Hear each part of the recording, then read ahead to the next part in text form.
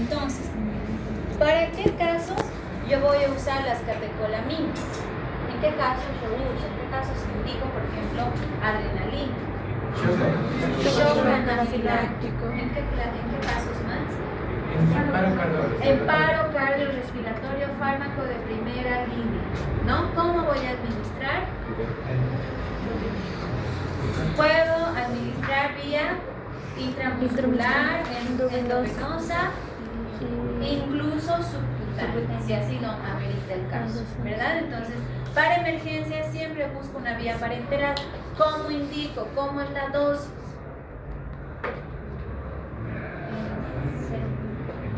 0.3 a 0.5 diluido en solución decimal, ¿ya? Entonces voy aplicando la adrenalina de acuerdo para ver a la respuesta de mi paciente. Si tengo un paciente con paro cardiorrespiratorio, tengo que pensar que estoy actuando frente a los receptores alfa. 1, ¿qué me va a provocar? ¿Qué provoca eso? Vasoconstricción, ¿no ve? Entonces eso va a aumentar la resistencia vascular periférica, ¿verdad? ¿Qué receptores más voy a llegar a actuar? ¿Frente a qué receptores con la adrenalina? Alfa 2, beta 1 y beta 2, que van a llegar a actuar más a nivel cardíaco. Entonces, ¿qué voy a incrementar? Las propiedades de su corazón, como inotropismo y cronotropismo. Entonces estoy aumentando la frecuencia cardíaca, la resistencia vascular periférica, por tanto aumento la presión arterial. ¿Sí? Creo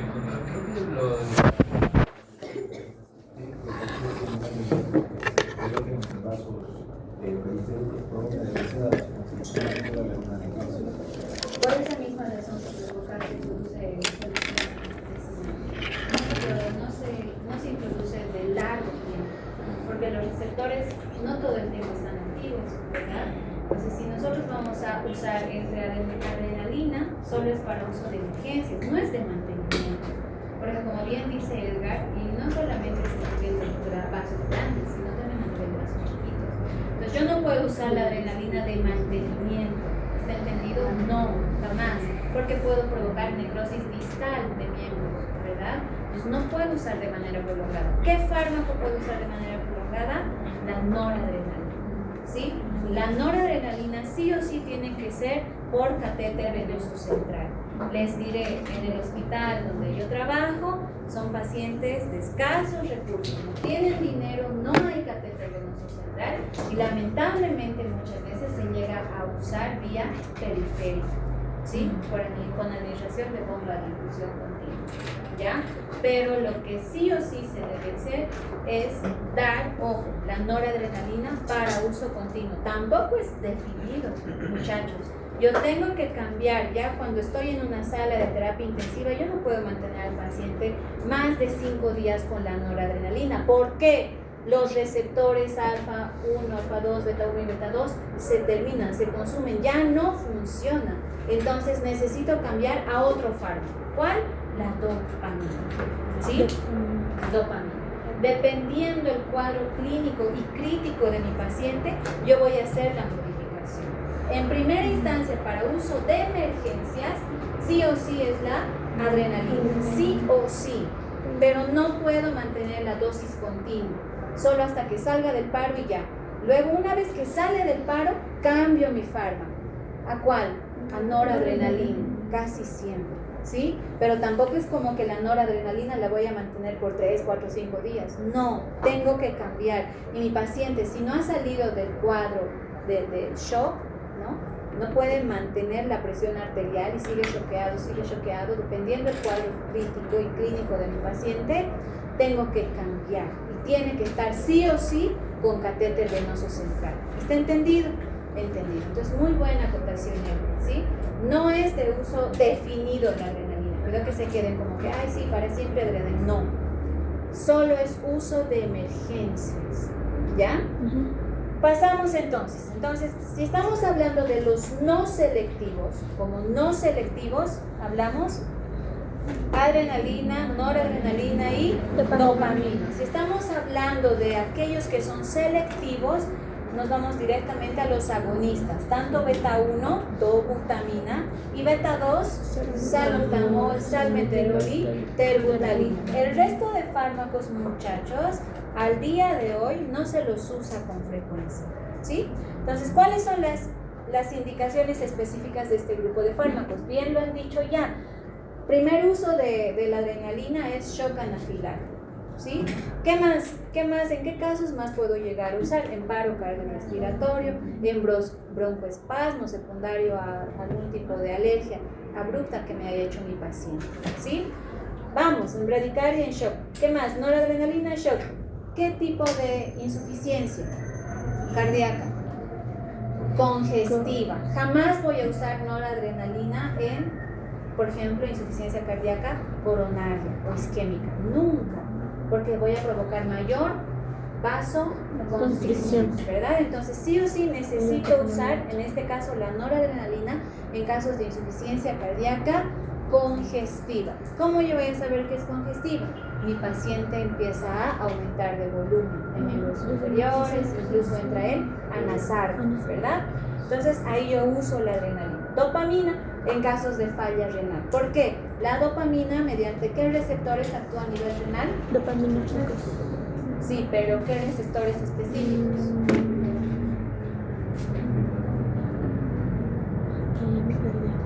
Dopamina.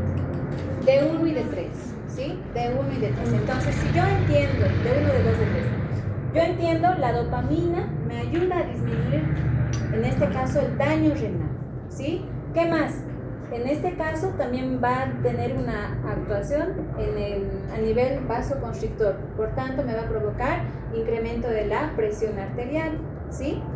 Bradicardia también, la dobutamina también en insuficiencia cardíaca congestiva. Si ustedes ven todas las indicaciones y hacemos un resumen como tal y entendemos la fisiopatología de mi paciente con insuficiencia cardíaca congestiva, estoy provocando la vasoconstricción por los receptores alfa 1, pero al mismo tiempo estoy aumentando las propiedades del corazón de mi paciente. Entonces, incremento el inotropismo y el cronotropismo de mi paciente. Por tanto, este grupo de fármacos netamente es para uso en pacientes con insuficiencia cardíaca congestiva, ¿sí? Tanto dopamina como noradrenalina. En cambio, adrenalina solo para shock anafiláctico, ¿sí? Shock anafiláctico y paro cardiorrespiratorio. Pasamos. Si hablamos de los beta-2 agonistas, por ejemplo, ¿cómo sé yo que un paciente está en crisis asmática? ¿Cuál es la clínica de un paciente con crisis asmática? Va a tener disnea, ¿qué más? Ya va a haber hiperventilación, la saturación, ¿cómo va a estar? Disminuida, ya, ¿qué más? A nivel pulmonar, ¿cómo voy a auscultar? ¿Qué ausculto? Sibilancias, ¿no? Sibilancias. Entonces,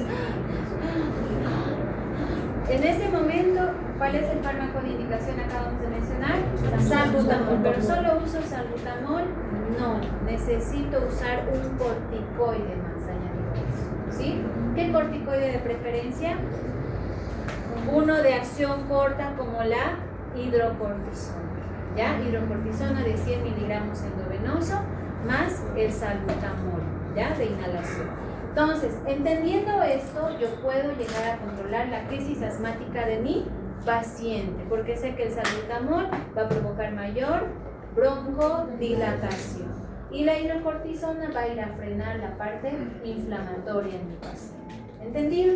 Entendido. Entonces, pasamos. Salmeterol, ojo, igual es lo mismo. Si estamos hablando del salbutamol para casos de emergencia, no puedo mantener a mi paciente para siempre con el salbutamol.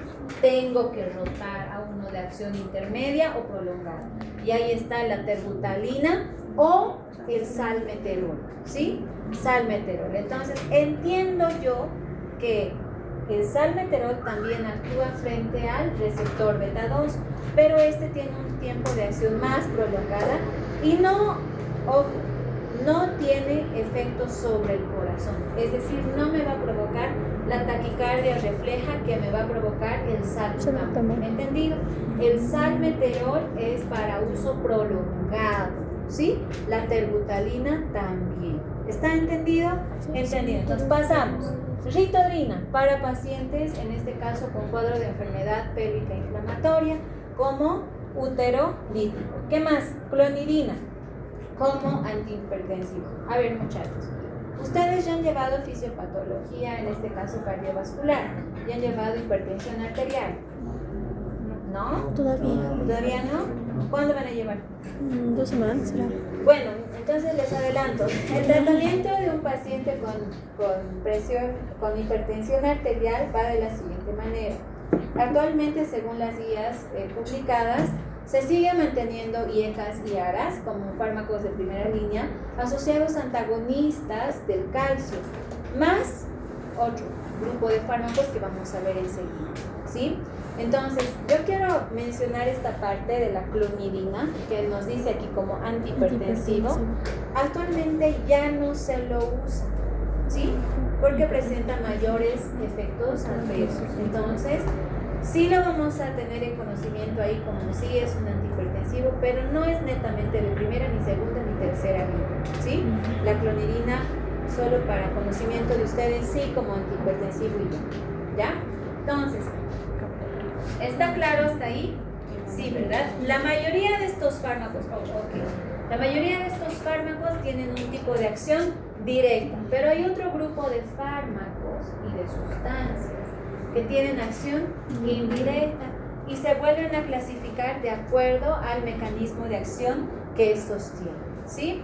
Por ejemplo, aquellos que van a provocar la liberación de estas sustancias, las anfetaminas. Segundo grupo, inhibidor de la monoaminoxidasa, la cegilina, que se usa para tratamiento ¿de qué? Cegilina.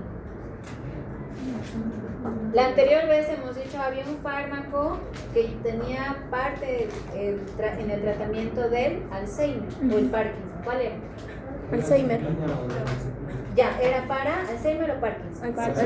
Alzheimer. Entonces este es para Parkinson. ¿Sí? Cegilina, Parkinson. ¿Qué más? Inhibidores de la COMP, ¿no? Igual, de la misma manera en Tacapón. ¿Sí? Ambos involucrados en el tratamiento del Parkinson, ¿ya? Inhibición de la captación, y esta sustancia es en la que vamos a hacer énfasis, ¿sí? Porque si ustedes se acuerdan de la cocaína, que activa todos los receptores beta-adrenérgicos y alfa-adrenérgicos, vamos a entender los efectos adversos que va a llegar a tener esta persona si usa continuamente estos fármacos, ¿entendido? Entonces, ¿cómo va la intoxicación por cocaína en una persona que consume esta sustancia? A nivel ocular, ¿qué va a haber? Midriasis. Midriasis. Entonces pónganse a pensar, en un paciente por intoxicación por órgano fosforado, ¿cómo están las pupilas? Puntiformes, mióticas. En un paciente que está, de alguna manera, ha consumido esta sustancia, las pupilas van a estar midriáticas, ¿verdad? Ok, pasamos. Es en este fármaco, en esta sustancia que vamos a hacer hincapié, ¿sí? Para recordarnos de los efectos adversos, ¿ya? Vamos. Efectos adversos. Como tal, vemos midriasis, ¿no? Como va a haber una exacerbación a nivel de los receptores alfa 1, alfa 2, beta 1 y beta 2, voy a poder tener incluso arritmias, ¿sí? Arritmias. Agitación. Angina, porque el paciente siente dolor, tiene dolor, puede llegar a tener dolor, la taquicardia, palpitaciones, hipertensión arterial, sudoración, toda la exacerbación del uso de estos receptores son los efectos adversos. ¿Me dejo entender? Sí. Si hablo de simpático mimético, estoy hablando de un paciente drogado con cocaína. ¿Entendido? Midriático. ¿No ven? Entonces, vamos. ¿Qué más? A nivel neurológico, estas personas pueden llegar a tener insomnios. ¿Qué más? Todo lo que dice ahí. Ansiedad. ¿Qué más? Cefalea, pánico, alucinaciones, incluso una hemorragia intracraneal. ¿Qué más? Hipertermia y hiperglucemia. Si yo voy a entender que es la exacerbación de todos los receptores, estoy hablando de que mi paciente está posiblemente drogado, está consumiendo cocaína si tengo midriasis, ¿no? Obviamente tengo que saber el antecedente. ¿Qué cosas más puede llegar a provocar la cocaína? El aumento de A nivel facial.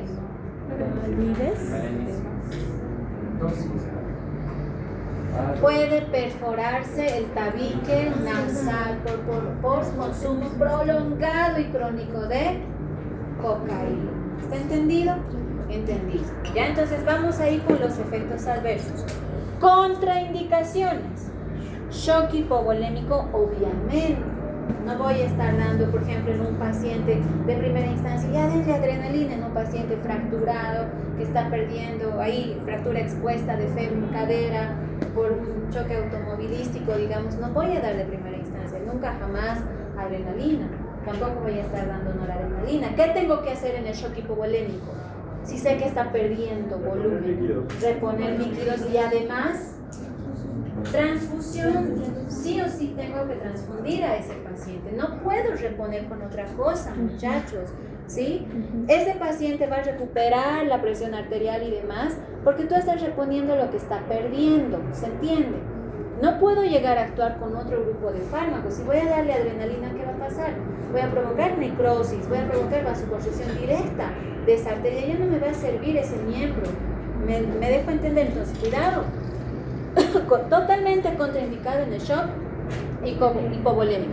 Hace un rato les dije igual, no está indicado en insuficiencia cardíaca isquémica, insuficiencia coronaria, arritmias cardíacas, alergia al sulfito, glaucoma de ángulo cerrado.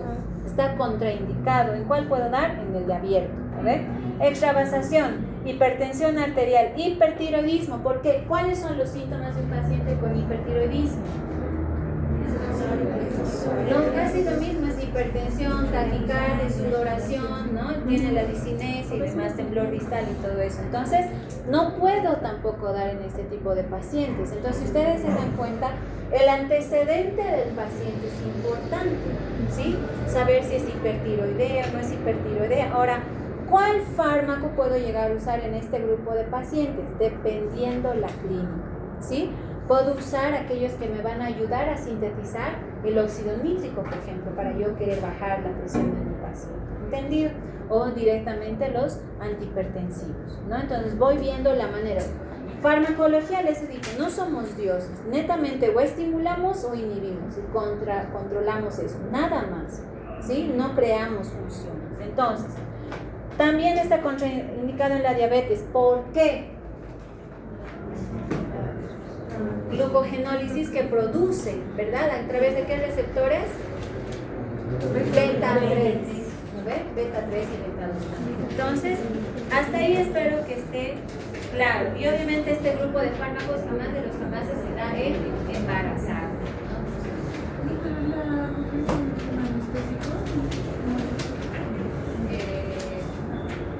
Vamos a ver más adelante.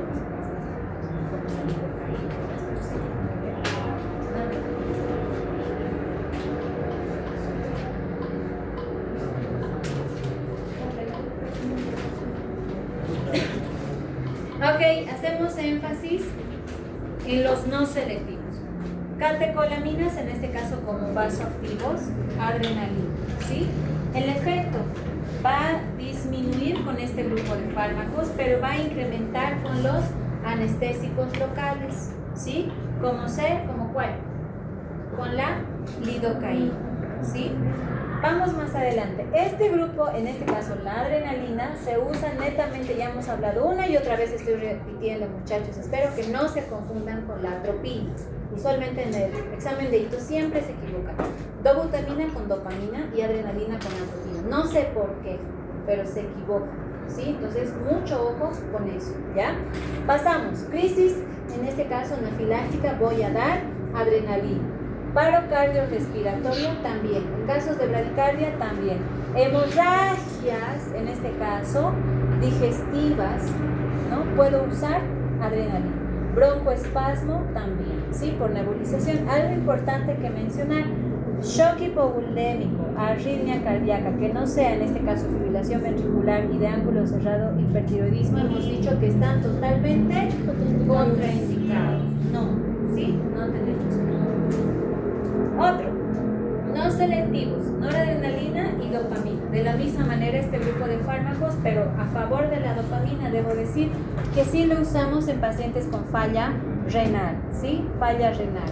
falla renal y también hipertensos, ¿no? Tenemos pacientes con hipertensión y al mismo tienen un daño ya renal establecido por la misma hipertensión, ¿no? Entonces, contraindicaciones, volvemos a hacer énfasis a eso, ¿no? Yo puedo poner, escriba 3 contraindicaciones, ¿no? Para el uso de beta 2, beta 1 no selectivos, ¿no? Contraindicación, ¿no? O simpático mimético, contraindicaciones. ¿Ya? Cuidado que estén equivocando. Pasamos, aquellos que son selectivos. Dobutamina específicamente agonista, beta 1. Entonces yo voy a llegar a usar este grupo de fármaco en qué tipo de pacientes. Dobutamina, shock cardiogénico, insuficiencia cardíaca congestiva, ¿no? Dobutamina, selectivo beta 1, ¿ya? Pasamos a los selectivos beta 2. Acción corta, el salbutamol, terbutalina, pero acción prolongada más que todo el salmeterol, ¿sí? Les decía hace un rato, salmeterol, sí o sí tengo que pasar a salmeterol, ¿ya? Vamos, indicaciones, netamente en crisis asmática, broncoespasmo, sea por asma o EPOC. Pasamos isoproterenol en caso de bradicardia auriculoventricular y la torsada de Pons también. Dobutamina, insuficiencia cardíaca congestiva, daño renal, hipertensión. Lo mismo, volvemos a mencionar. Y algo importante también, la ritodrina, ¿no? Como en la amenaza también de parto prematuro. Efectos adversos, ustedes ya lo han leído. A favor, en este caso de la dobutamina, puede llegar a provocar una taquicardia, hipertensión arterial, arritmias y vasodilatación. En cambio que el salbutamol, miren muchachos, incluso puede llegar a provocar hipocalemia. Entonces yo lo uso como también un fármaco hipocalemiante, ¿ya? Que me ayuda a disminuir los niveles de potasio, que muchas veces se encuentran elevados en pacientes con daño renal establecido. ¿Entendido? Entonces el salbutamol no solamente me sirve como broncodilatador, sino también como hipocalemiante. ¿Entendido? Pasamos. ¿Qué más puede llegar a provocar? Lo que ya hemos hablado, ¿no? Arritmias, palpitaciones, taquicardia, que por esa razón no se usa continuamente el salbutamol, ¿sí? Salmeterol, todo lo anterior, pero es más frecuentemente asociado al salbutamol, ¿sí? Este grupo de fármacos siempre va a mejorar y se va a potenciar con el uso de corticoides o antiinflamatorios, ¿sí? Les había dicho, con hidrocortisona en casos de emergencia. Y si ya tengo un paciente asmático establecido desde niño, ya es joven, ya es adulto, casi siempre se quedan tomando prednisona, ¿no? De 2.5 o 5 miligramos asociados a su salmeterol, ¿ya? Entonces, ya vamos a acabar, muchachos. Ya vamos a acabar. Ok, entonces vamos a descansar un rato porque